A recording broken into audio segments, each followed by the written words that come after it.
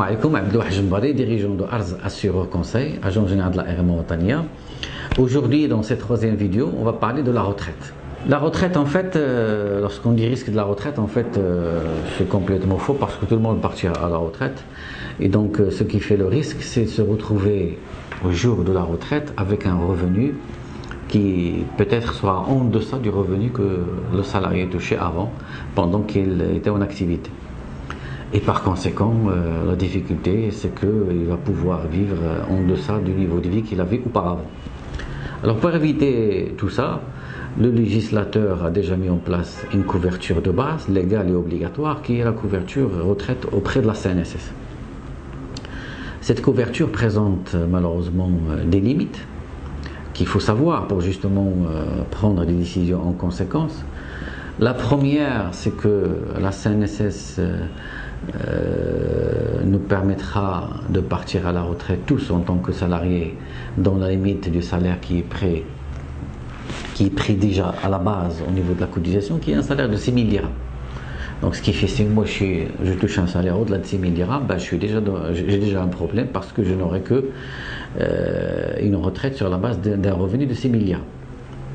Et pour ces 6 000 dirhams, lorsque effectivement j'ai travaillé le nombre de jours maximum exigé par les textes qui régissent la CNSS, et ben j'aurai au maximum 70% des 6 000 dirhams ou du revenu que je touchais auparavant. Si je touchais 4 000 dirhams, et ben j'aurai 70% des 4 000 dirhams. Si je touche plus de 6 000 dirhams, j'ai un salaire de 8 000, 9 000, 12 000 ou 15 000 dirhams, ben j'aurai 70% de 6 000 dirhams, donc qui avoisinera les 4 500 dirhams. D'où la limite de cette couverture-là.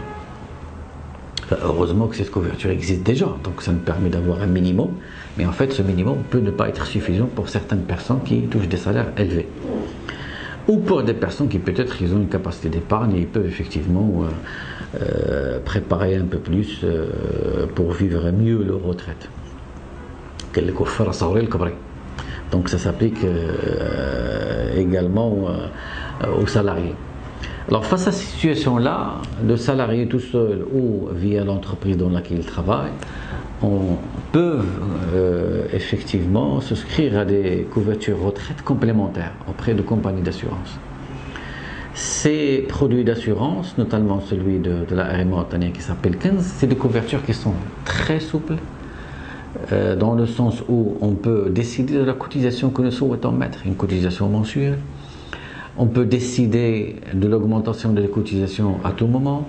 On peut décider de réduire cette cotisation. On peut décider d'arrêter de cotiser un certain nombre de temps. On peut faire des versements exceptionnels parce qu'on a reçu des primes et c'est ce qui va nous permettre d'épargner cet argent dans ce compte retraite.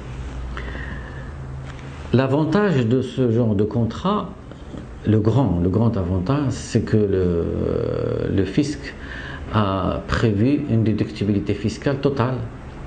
En tout cas jusqu'à présent, jusqu'à la loi de finances 2014, l'avantage est total. Et par conséquent, le salarié peut épargner tout son salaire s'il le souhaite. Bon, à partir de là, le fisc va se poser la question sur les revenus complémentaires que le salarié a. De toutes les façons, donc le salarié n'a pas de limite, mais il peut effectivement cotiser dans ce régime complémentaire et peut bénéficier de cet avantage. En fait, si on souhaitons chiffrer cet avantage, lorsque je touche 1000 dirhams en tant que brut, si je suis dans la tranche de 38%, à titre d'exemple, enfin on va dire 40%, même ça n'existe pas, juste pour simplifier, 40% de 1000 dirhams, ça fait 400 dirhams. Ça veut dire que le fisc va me prendre 400 dirhams de mon revenu. Et je vais toucher 600 dirhams de net que je vais mettre dans ma poche. En supposant que je vais mettre les 1000 dirhams, tous les 1000 dirhams, toute la somme dans un compte retraite épargne auprès d'une compagnie d'assurance. Ça veut dire que je ne vais mettre de ma poche que 600 dirhams et que le fisc va participer avec moi à hauteur de 400 dirhams, donc à hauteur du taux d'imposition auquel enfin qui correspond à ma tranche de salaire. Et donc c'est un avantage extrêmement important qui permet aux salariés de bénéficier de cet avantage, de cotiser donc dans ce régime. Et comme ces régimes sont basés sur la capitalisation, en fait, capitalisation, ça veut dire que je mets une cotisation et chaque année, ces compagnies d'assurance placent cet argent, le gèrent et arrivent à avoir un bénéfice de par la gestion qu'ils vont effectuer de cet argent en achetant des actions, en construisant, etc. Et donc, ils vont me restituer une partie du bénéfice qu'ils vont réaliser, ce qui va correspondre à un taux de participation au bénéfice.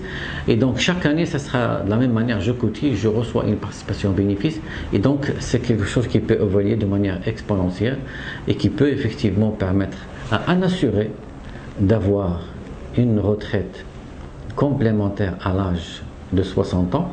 Et comme ces produits sont très souples, on peut même en cours de route demander le rachat total de tout l'argent que nous avons épargné ou le rachat partiel parce qu'on a un besoin tout de suite et on a besoin d'argent, et donc ce qui fait que je peux le prendre tout de suite et laisser une partie jusqu'à 60 ans. À 60 ans, je peux choisir soit mon capital, la totalité de mon argent, soit choisir une rente. Ça veut dire que je vais recevoir donc mon argent étalé sur un certain nombre de mois, sur un certain nombre d'années. Je vous conseille vivement de réfléchir et d'épargner dans le cadre de ces produits-là. Ils sont extrêmement intéressants. Je vous remercie et à une prochaine vidéo.